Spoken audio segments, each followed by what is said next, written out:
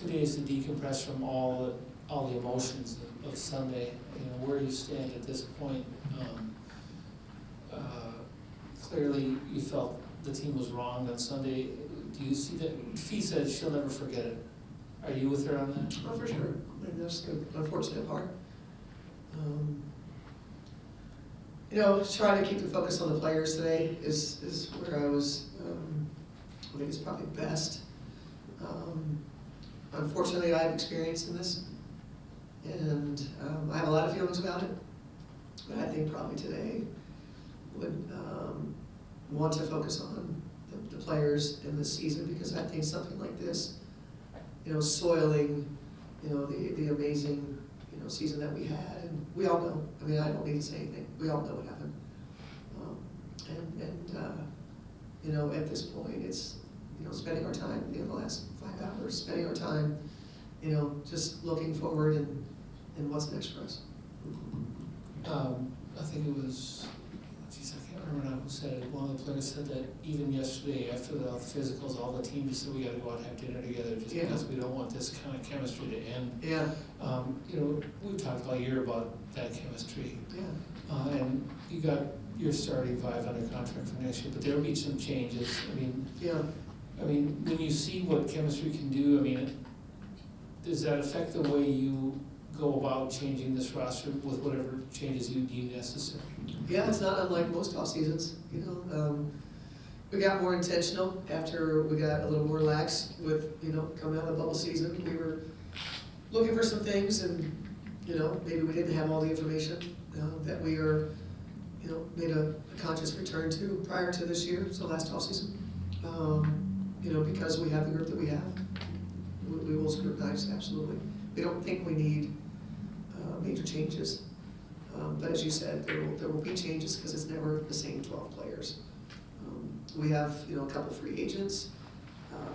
We have an expansion draft, and so we'll have to sort of start to cross those bridges. And I think each season is so different. So to expect that just because you have the same starting 5 back, that it's going to be the same magical, whatever. It's really hard to recreate what this season was, this journey was. Doesn't mean that it can't be another special journey, but it's just going to look different. People change, people maybe want something a little different than what they had last year. So all the places that we were special, I know I shouted out Diamond, Peely, Ollie, just in terms of their situations were hard when you're not seeing the floor at all, and the toll that it can take on you. The maturity that Diamond and Ollie, in particular, as young players, in this world that we live in, with all the noise on social media and the places that they frequent, it can be really hard to be mature and not think of yourself and how you're feeling, and then therefore that impacts the team, and it weighs on the team, and it pulls and tugs at the group, and it becomes a dream. And so it was really special. Ollie, maybe as a vet you can understand it, but sometimes vets are the hardest people, teammates to be around, because they have an opinion of themselves. And I think having those types of people are what made it go. And I really, that was one of the first things I said post-game, was that watch Ollie on our bench, watch Peely throughout the season, Diamond, who went from starting to being out of the rotation completely by the time we got to the end. Watch Ollie's engagement as they came off the floor. Watch Ollie, telling the coaches, when somebody gets a foul before they even have it written down, that's 3 fouls on BC.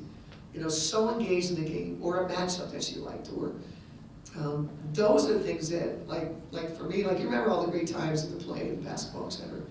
But those things, that never leaves you. Those memories never leave you, because it's part of what made it so special.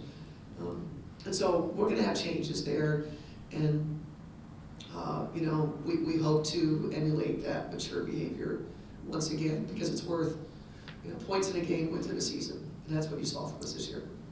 You're heading into kind of an unprecedented off-season coming up. You got the expansion draft to prepare for, and I don't know if you can speak to any specifics on what your thinking has been there, but also with this opt-out by the PA, there's gonna be a lot of people out there looking for one-year deals. Do you anticipate a lot of movement, and how do you approach what could be almost like a Wild West situation? I think with regard to free agency, we've known this for a while. It's been a few years now that players were signing shorter contracts. Nobody wanted to get past, 25 in anticipation of an opt-out, so that's not a surprise to us, the opt-out. And I think, we've been in this space of, shorter contracts, et cetera.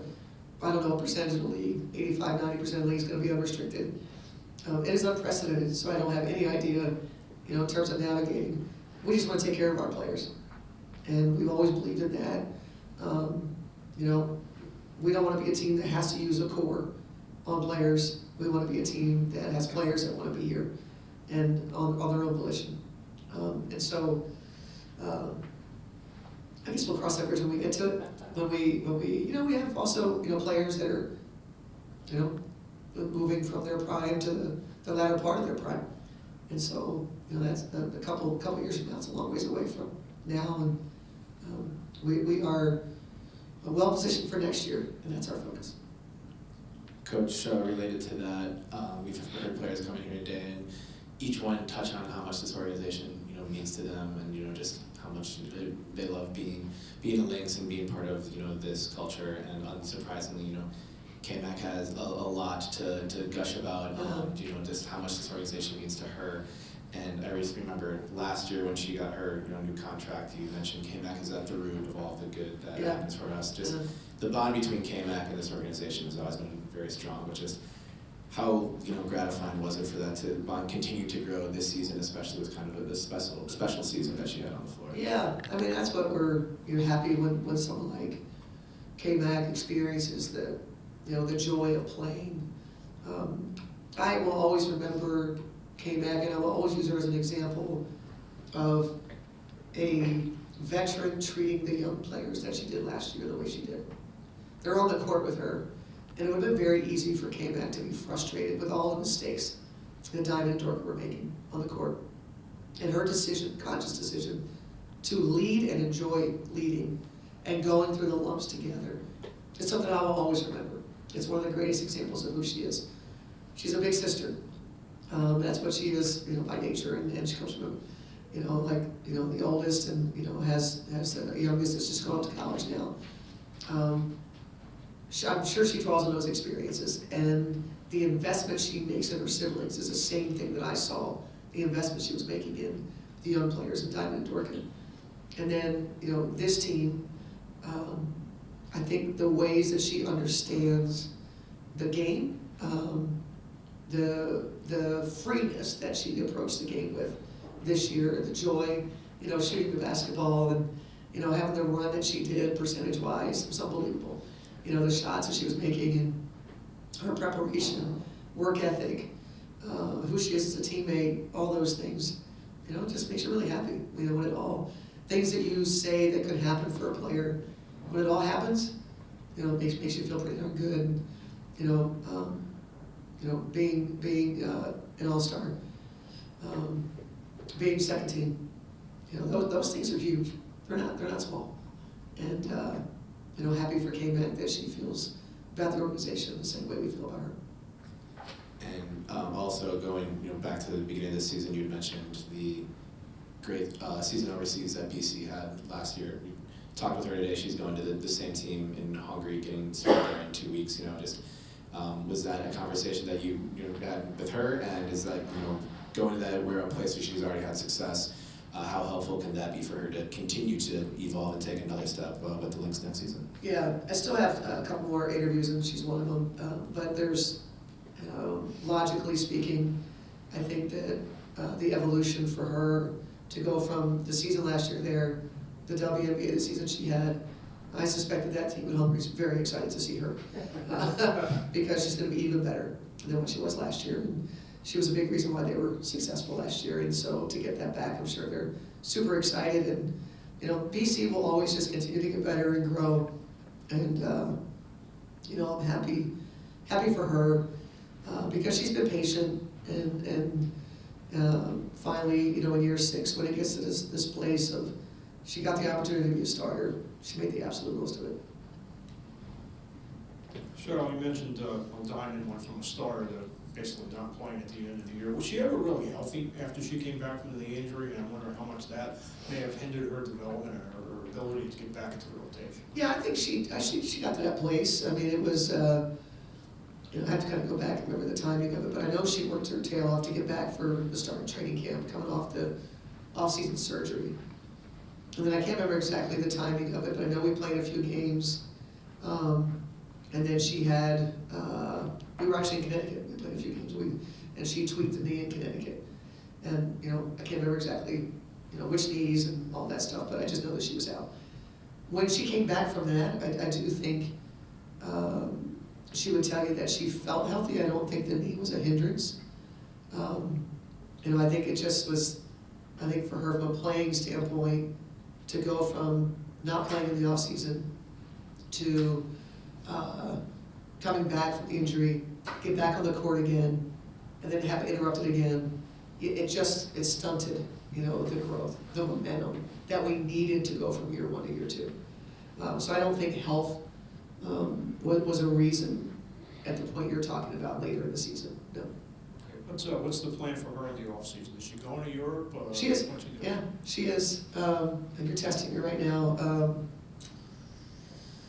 Where she's going, Poland. She'll be in Poland playing for a good organization in Poland. It's an important off season for her. She's really chomping at the bit to play. And so, we're hopeful for her that she has a good, strong, healthy off season to carry into 2025.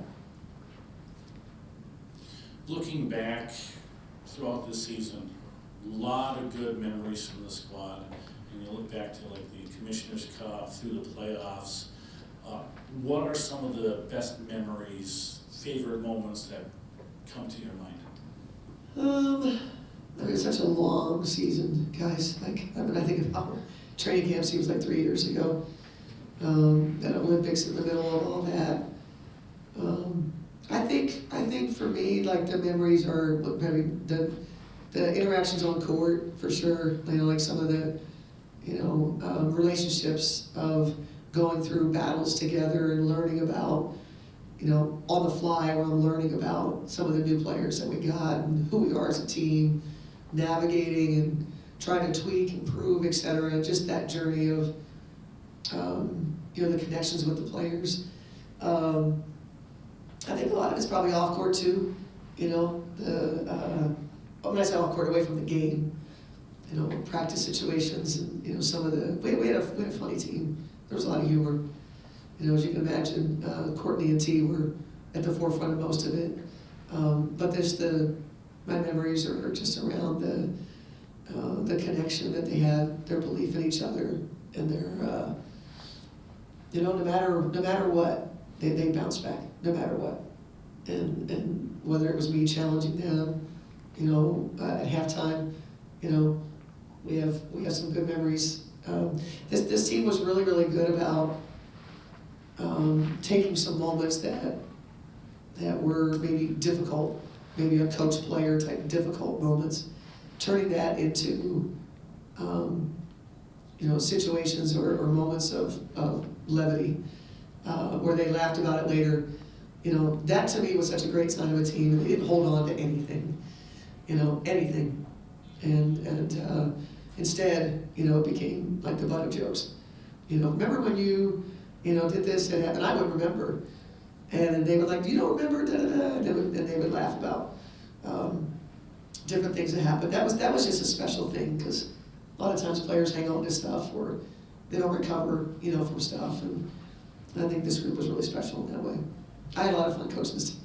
Okay, and then looking forward, we've already talked about the upcoming prep, but when I had asked Fee and K-Mac about, their work-rest cycle for the off-season, it takes a lot of rest before they start building up for next year. As a coach, what do you do to, from now until you have to start building for next year? Do you take any time off? What do you do to rest and get refocused and unplug? This season is very different, but this off-season that just started. actually hasn't officially started. When I walk out of here and finish my last two, it'll officially start. Very different than last off-season, in that even prior to the end of last season, we were already working on the off-season. As you can imagine, this has been a lot in this year, and so you won't be able to find me for a while. My wife and my kid got concerned when I said that, but I don't know you'll be able to find me. But I won't be around, I won't be out, I won't be, I need to shut down. And whatever that brings, I'm not gonna let myself move immediately into 2025. And so I can't tell you exactly when that will happen. We will be ready for the expansion draft. We will do what's necessary. Claire will take on a bigger role, because again, I'm gonna truly shut down for the first time, and I don't know how long. Very, very long time. Cheryl, looking back on this season, breaking attendance records, having kind of the whole city rally behind the Lynx. Yeah. Just, you've been here for a long time. What was that like this season? Was it different than the last championships teams, or was it just kind of a special moment? Yeah, I think the evolution of the league into the space that it got into in terms of popularity, even before the season started, when Caitlin Clark announced that she was going to enter the draft, I remember I was not connected to the business side, and the wave of enthusiasm that came from a player that wasn't even going to play for the Lynx. And we certainly knew some of the other players that were going to be in this draft, so there was a lot of excitement and momentum for the WNBA, but to see it actually translating business-wise across the league, whatever the reasons were, there's a lot of, as we all know, there's one really big reason, and there's a lot of other reasons why. And I think the movement that we're in now, I think it's exciting. I think that for me, one of my biggest takeaways from this season is what you just said, with a number of times that I heard fans talking about being in bars, in the Twin Cities, and maybe not accustomed to the game, their willingness to put a game on, because that's a battle when we try to watch women's sports, when we go into just a bar. It's hard to find it, or even a willingness to put it on. To learn the frequency with which the games were on, sound on, people gathering together, having watch parties, as the season moved on, and we were, achieving the success that we were achieving, especially in the playoffs. The way the city supported us in terms of, signage, throughout the city, and unfortunately, no, the other teams didn't have that. They didn't, and that's a travesty when you think about it. And Jim Beat always said it, man, people have no idea what they're missing. And we're gonna look back on this and go, how in the heck? But it happened in the NBA too. There's some great players that were playing in front of 2,000 people back in the NBA, back in the day. And so for me, that was a big thing, a part of the identity of the season for the Minnesota Lynx was, as we know, business-wise, one of the best years that we've ever had. But then also support-wise from the community, throughout the community, whether it was in arena or anywhere we went. The interest in the team and the buzz, was palpable. So that's part of what made it special too. Sorry we couldn't get a chance to celebrate one more time together with a parade. We were looking forward to that opportunity. But hopefully, fans know how we felt about them and how much we appreciated, because they were a big part of our success. And then Cheryl, this one's just switching gears a little bit, but every player that has come to this podium has just spoken of just how much trust they have in you, your leadership, how much they enjoy being here. As kind of the head of the organization, the head coach, what does that feel like, hearing that kind of feedback from your players so consistently? Yeah, I always like context, so I don't know how you guys set the question up. You know, like, sometimes I'll be like, what the hell are they supposed to say? You know, and they'll tell you, oh, she sucks. And, no, I think we pride ourselves on trying to be an organization that is rooted in trust. You know, and that if we tell you something's gonna happen, it's gonna happen, and it's gonna happen, you know, in the grandest way possible. And so we've just, you know, tried to lead in that way, because that's how we want them to be. We want them to have, you know, what we have as a staff, we want our players to have. And everything is rooted in trust. It's rooted in a passion for what we do. And you don't ever want those two things to be questioned. And so I'm happy that it's coming through for them and that they trust us a little bit. Fee sat there a little while back and said she's never gonna forget what happened at the end of Game 5, and she said it in a way that kind of gave you the feeling like she's kind of on a mission now. Now she's improved every year. She's gotten better at everything that she does. She took a break, you know, step, I think, even in the playoffs this year. Yeah. But what should the league be ready for if Fee is really on this mission? Yeah, well, you know, like when you go through something like this and you don't really have a choice but to accept it, the outcome. You can know that it was an injustice, but at the end of the day, it's always how you handle things, always. And one of the things we told the team afterwards is like, you wish you could give them a good answer as to why it happened. Some of the things that ensued following the game were really unfortunate.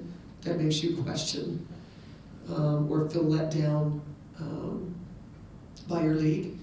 But at the end of the day, one of the things that we told our team that the only choice we had was to use it as fuel.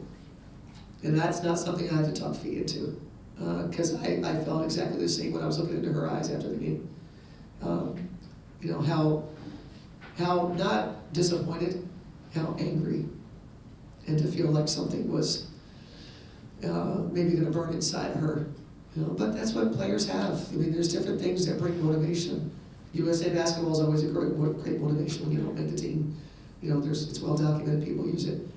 And so there's moments in people's career that maybe this is one, you know, that catapults her. You know, it's already a great space that she's been in. She was the best player on the floor in the finals, which is pretty incredible. I'm super proud of all the ways that, you know, she's improved, but I am super excited about what's next for Fee. Just a moment ago, you were mentioning about the business aspect of things, and this is the first season where you're able to charter flights instead of being on commercial. Can you just discuss about the importance of that in league growth and also in preparation for the team? Yeah, I mean, it's a game changer. We've known it for years.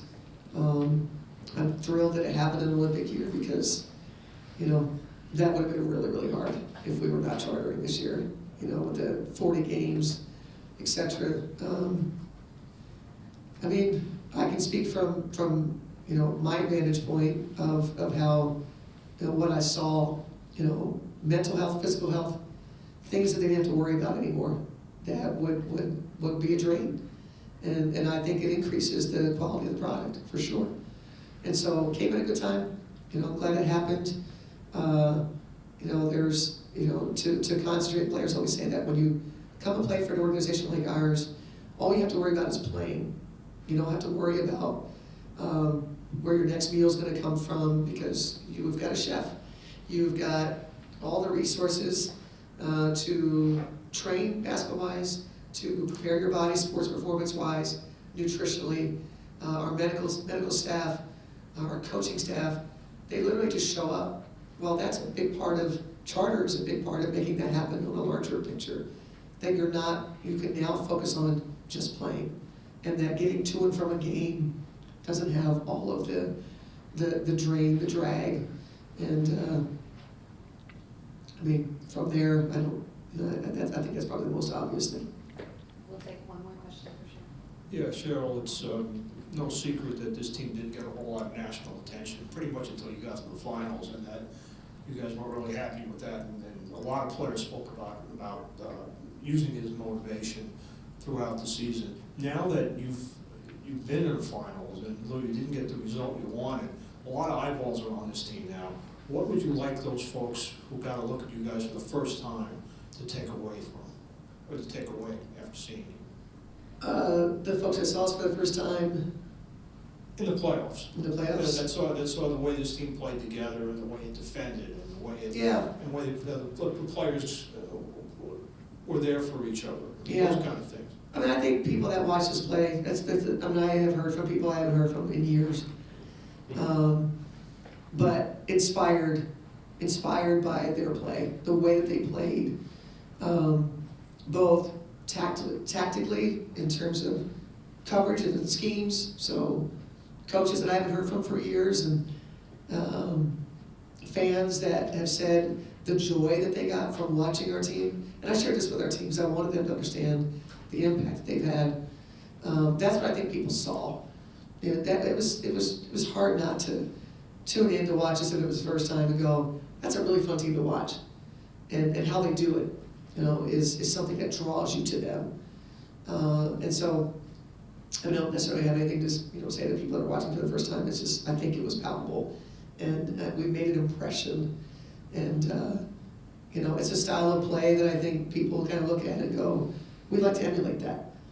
And that's saying something. And I think for our starting point next year will be with greater expectations. But I think the group is ready for that. Yeah, and you mentioned the other night that this shows that there's another way to do it besides assembling a Yes. super team. Yes. How much satisfaction, pride do you get in the fact that you did it a different way? You have no idea. Try me. You have no idea. We've been carrying, there's a lot of things that you guys don't know, and you can't know. It's just the way it is. And last night was not an impulsive feeling that I had. We have been